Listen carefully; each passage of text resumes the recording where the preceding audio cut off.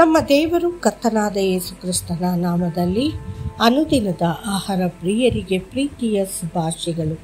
2024 July ತಿಂಗಳ 5ನೇ ತಾರೀಕಿನ ಶುಕ್ರವಾರದ ದೇವರ ವಾಕ್ಯವು 5 ಸಾರಿ ಯೋಸೇಫನು ತನ್ನ ಮುಂದೆ ಬಡಿಸಿದ್ದ ಪದಾರ್ಥಗಳಲ್ಲಿ ಅವರಿಗೆ ಭಾಗಗಳನ್ನು ಕಳುಹಿಸಿದನು.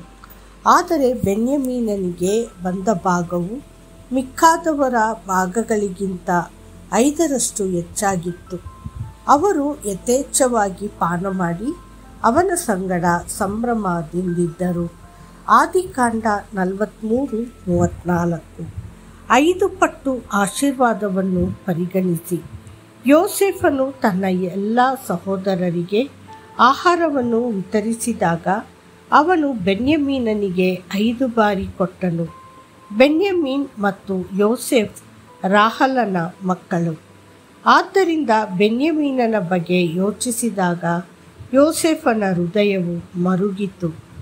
ಬೆನ್ಯಾಮೀನನ 5 ಪಟ್ಟು ಭಾಗವನ್ನು ನೋಡಿ ಇತರ ಸಹೋದರರು ಆಶ್ಚರ್ಯಗೊಂಡಿರಬಹುದು.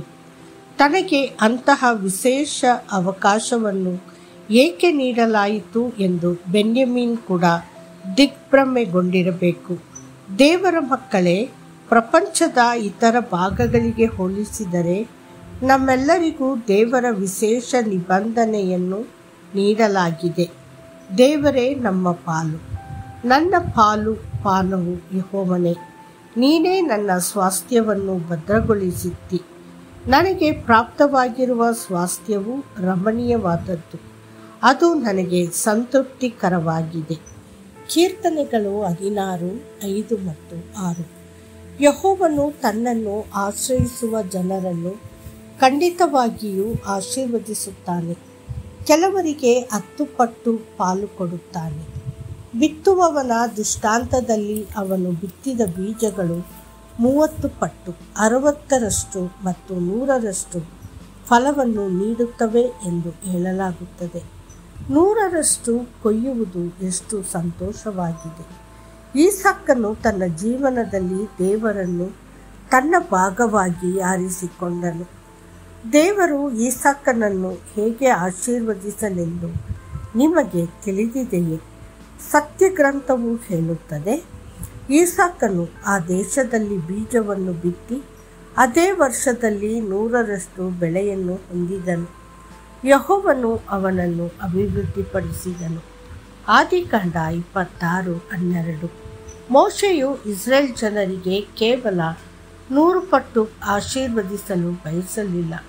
ಅವರು ದೇವರ ಜನರನ್ನು ಹೆಚ್ಚು ಲೌಕಿಕ ಆಶೀರ್ವಾದ ಮತ್ತು ಶಾಶ್ವತವಾದ ಆಶೀರ್ವಾದಗಳೊಂದಿಗೆ ಆಶೀರ್ವದಿಸಲು ಬಯಸಿದನು.